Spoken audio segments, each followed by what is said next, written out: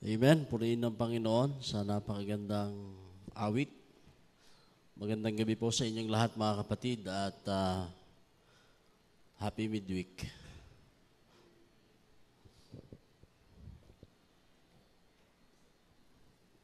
So yun na lang Brother Mace ng aking inihanda. Ang atin pong paksa ngayong gabi ay may pamagat na totoong karunungan.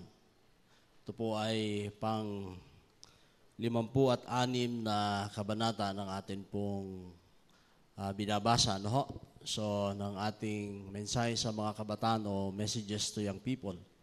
So, na kung saan ay sa kabanata na ito ating pag-aaralan ang ilang mga bagay na binabanggit. Next slide please. So, sabi dito, maaaring ang ating mga kabataan, yung mga lalaki at mga kababaihan nating mga kabataan ay magtamo ng pinakamataas na pinag-aralan. Subalit, di batid ang mga pangunahing prinsipyo na makatutulong sa kanilang maging pakay ng kaharian ng Diyos.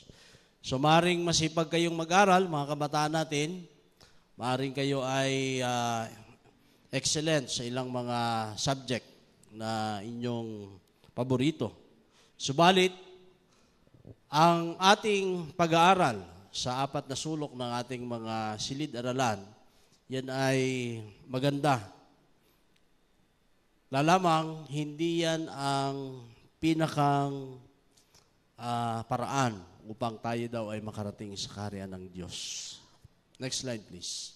Anumang kaalaman sa sanlibutan ito na mula sa tao ay hindi makapaghahatid sa atin sa sino man sa kaharian ng Diyos. Ang pakay ng kaharian ni Jesus ay hindi yari sa paraan at mga seremonya. So kung ano man yung mga itinuturo sa atin, no, dito sa lupa, ay magagamit natin yan at makakatulong sa atin sa mga bagay dito sa lupa. Pero yung may kinalaman sa langit, may isang aklat na po pwede natin gamitin para tuklasin ang paraan at daan patungo doon. Next slide please. So sabi dito, ang luma daw at bagong tipan ay kinakailangan pag-aralan araw-araw. Saan po natin yan mababasa mga kapatid? Yan ay mababasa natin sa Aklat ng Mga Gawa, kapitulo, anong kapitulo? Anong kapitulo nga yan? 17, talatang 11. Yan. Dapat daw ay pinag-aaralan natin yan araw-araw. Bakit po kailangan pag-aralan araw-araw?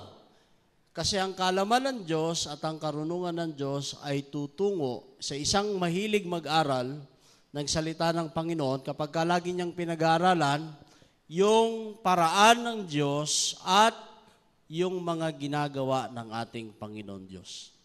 No? Siya daw ay sisidlan ng Panginoon ng karunungan, kagaya ng Haring Solomon, na kung saan ay binigyan siya ng karunungan ng ating Panginoon at yung karunungan na nais ng Diyos na mapa sa atin, lalo na sa ating mga kabataan ngayon, na siyang pakay naman ng kaaway upang lilangin sapagkat batid natin sa ngayong henerasyon, marami ng mga pandaraya na ating masusumpungan kahit saan. Sabi pa dyan, kung matututunan ng mga kabataan na ang lahat ng bagay ay mula sa Panginoon, may mga binanggit dyan, sinamarize ko lang, yun daw bang paghahalaman, yung mga isda, yung mga ilog, dagat at bundok, ay kapag ka naunawaan nila na ang Diyos ang may gawa niyan, ay kikilalanin nila tiyak ang Panginoon. Kaya lahat ng pasasalamat, kapurihan, sa Kanya lamang, na may katapatan siyang hahayo, sa tungkulin araw-araw, kulang yung type ko. Yan nakalagay dyan ay siya ay hahayo na may katapatan sa tungkulin araw-araw. Kaya kung ano man yung kanyang ginagampanan, bilang isang kabataan sa ilalim ng pangunguna ng Espiritu ng Diyos, siya'y gagawang may katapatan at masayang maglilingkod sa Panginoon. At laging nasa kanilang mga isipan ang ating Panginoon Diyos. Next slide please. Sabi pa diyan, marami daw mga kabataan, kapag ka ang usapin ay tungkol sa siyensya, ay marami silang alam tungkol sa mga bagay na naisulat na. Hinahanapan ng paliwanag ang mga bagay sa nasumpungan nilang ng kanilang mga limitadong pangunawa sa mga paraan at gawa ng Diyos. Subalit, ang lahat ay isang katakot-takot na kabiguan. Sabi ng aking misis ay mas malalim pang Tagalog dyan, kaaba-abang kabiguan. Sabi ng aklat ni Ellen White, may mga kabataan ngayon, yung mga nag-aaral ng yung mga Big Bang Theory, yung mga theory na yan na naglalayo sa kanila sa Diyos, ay nagsusuri sila ng mga bagay na iniisip nila. O meron silang nadiskubre, meron silang nakita, pinag-aaralan nila yon. Pero ang kahihinat na nun, mga kapatid, ay isang malaking kabiguan lang. Okay? So sabi dito, ang totoong pagtuklas, hindi ko lang kung tamang Tagalog ng siyensya yan, ang totoong pagtuklas at inspirasyon ay may wastong pagkakalakip. Yun daw science at saka salita ng Panginoon, yan daw po mga kapatid ay nagkakatulungan. Hindi nagkakaroon ng conflict. Kapag kadang isang tao na totoong nag-aaral ng siyensya, ay malalapit siya sa lumikha ng langit at lupa. At yung kasulatan ay lalong liliwanag sa kanyang isipan na galing nga ito sa Panginoon. So sabi dito, ang pekeng pagtuklas ay bagay na hiwalay sa ating Panginoon, ito ay isang walang alam na nagmamagaling lang. Kaya yung grabe yung pondo ng gobyerno sa iba't ibang mga bansa para alamin lamang na ganito, ganyan, at ang conclusion nila, walang Diyos. Mga pag-aaksaya, mga walang kwentang gastos ang kanilang mga pinagugugulan. Next slide. So, huwag po kayo mag-alala, last na po ito. So, ang mga kabataan ay hindi magiging kulang-kulang. Tama yung Tagalog ko dyan. Yung mga kabataan daw hindi magiging kulang-kulang o hindi sapat ang kaalaman kung nagtatalaga sila ng kanilang sarili sa paglilingkod sa Diyos. Sa karamihan, ang kahulugan ng edukasyon ay pagiging maalam sa maraming mga aklat, samantalang ang pagkatakot sa Diyos ang tunay na pasimula ng kaalaman. Parang Millennial Bible. So sabi diyan, ang mga kabataan ay kinakailangang matuto sa ilalim ng ating dakilang guro. Mga kabataan, tayo ay pinagpala ng Diyos ng isang aklat na maaaring maging gabay natin sa maraming mga bagay. Turuan natin, sabi nung meron akong isang narinig na tao, yon. Siya yung nagtaguyod ng Singapore. Alam niyo ang kanyang sabi?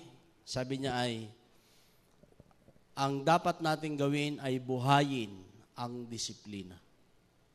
Ang kailangang matutunan ng ating mamamayan, ng ating mga kababayan ay disiplina. Totoong disiplina. Kaya alam niyo, naging ganon ang Singapore. Maayos na bansa. At nakarating po ako doon, mga kapatid, noong 2019. At totoong napakahusay ng kanilang mga pamamaraan. Kung i-apply natin yan sa ating iglesia, yung ating mga kabataan, meron akong, nung isang araw, nagdi-devotional ako, marami po akong naiisip, mga kapatid. Ako'y nalulungkot na yung mga kabataan natin ay makikita mo yung kanilang mga My Day ay puro nga pasayaw-sayaw, may iksi ang mga suot, Pagdating ng mga Mother's Day, yung mga greetings ay parang hindi sila na-bless ng Panginoon. Father's Day, yung mga greetings nila ay pahingi pa rin ng baon. Hindi lumago, mga kapatid. Nakakalungkot. Kaya tayo, palalimin natin ang diwa at puso ng ating mga kabataan sapagkat alam natin na ang henerasyong ito ay magiging magulo. At hindi lang dahil magulo, marami talaga sa atin ang maliligaw. Ano po? Ang sabi ng kasulatan, maging mga hinirang ay maliligaw. Turuan po natin ng ating mga kabataan, mas maigi pang tayo ay magkagalit-galit ng maaga kaysa sila ay tumanda na wala po silang natutunang tama, matuwid, at nasa tamang disiplina. Tulungan po natin ang atin ding mga sarili na madisiplina natin ang atin pong pananampalataya sa Panginoon ay maging patuloy, malalim, matibay, at sumusulong. Ito lang po ang aking dalangin. Pagpalain tayo na ating Panginoon. Happy